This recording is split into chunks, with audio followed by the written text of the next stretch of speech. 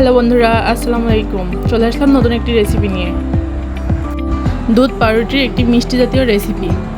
চলো এবার রান্নাতে চলে যাওয়া যাক।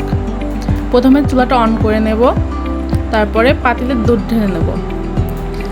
আমি হাফ লিটার নিয়েছি, তোমরা তোমাদের ইচ্ছা মতো নিতে পারো।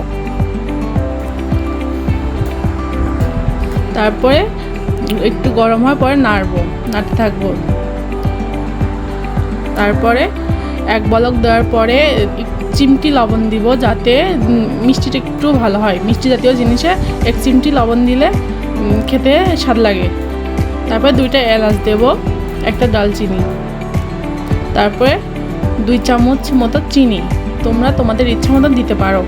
আমি আমার ইচ্ছা মতো দিলাম, আমি একটু মিষ্টি কমই দিলাম, তোমরা বেশিও দিতে পারো। চিনি দেওয়া হয়ে গেলে নাড়তে থাকবো 5 মিনিট হাই হিটে, দুধটা একটু ঘন হওয়া পর্যন্ত।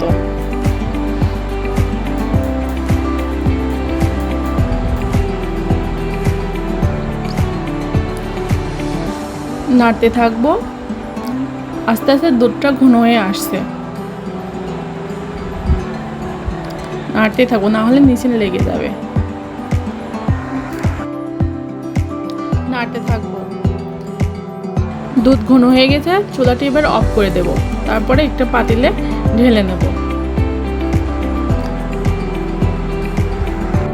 পরিবেশনের জন্য একটি সুন্দর পাতিল নিতে হবে, যাতে দেখতে ভালো লাগে।